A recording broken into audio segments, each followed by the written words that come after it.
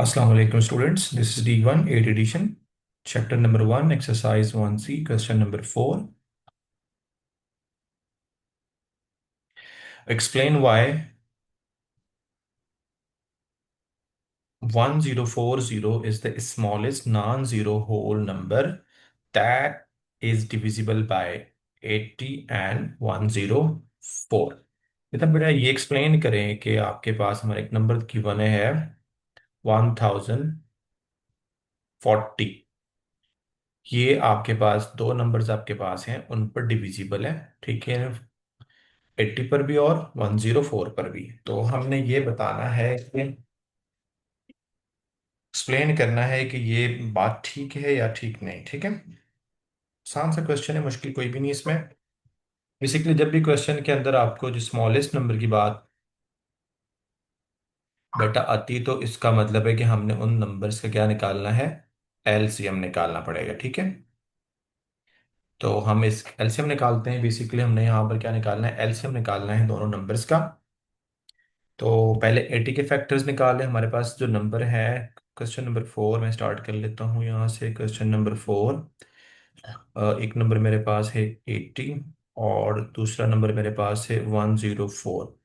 तो 80 के जो फैक्टर्स है अगर वो मैं निकालूँ, हमारे पास 80 के फैक्टर्स निकालते हैं। प्राइम फैक्टर्स 40 टू पर 20, फिर नेक्स्ट टू पर 10, फिर टू पर 5। आपको 4 आपके पास टूज हैं और 1 5 है, तो इसका मतलब है कि 2 raised to power 4 और n to 5। नेक्स्ट हम 104 के निकालते हैं।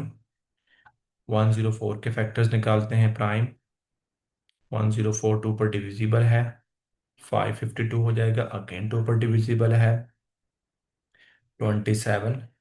नेक्स्ट 26 होगा।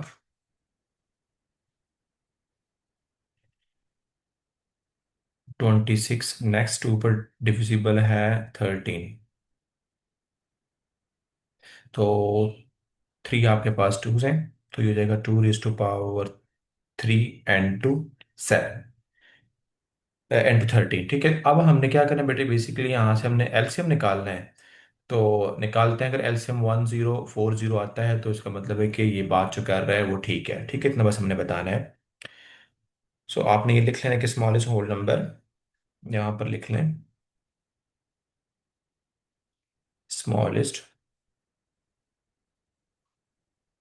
होल नंबर, यहाँ पर एच भी आएगा।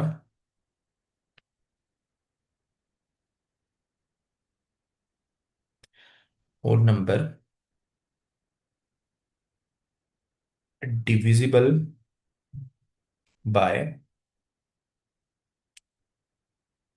80 एंड 104, ठीक है। तो इसका ये मतलब होगा, इक्वल होगा आपके पास एलसीएम, एलसीएम ऑफ 80 एंड 104। तो हम बेटा इसका एलसीएम निकाल लेते हैं अब। तो दोनों नंबर्स का एलसीएम अगर हम निकालना चाहते हैं तो देखें, ये लिखा हुआ, तो इसमें बेटा हमारे पास टूज आ रहे हैं 4। तो एलसीएम का तरीका मैंने आपको क्वेश्चन में सिखाया था। तो 2 raised to power 4 हो जाएगा, उसके बाद हो जाएगा 5 और उसके बाद हो जाएगा 7। यानी एलसीएम में हमने कॉमन फैक्टर्स भी लिखने होते हैं और नॉन कॉमन फैक्टर्स भी लिखने होते हैं, दोनों लिखने होते हैं, ठीक है।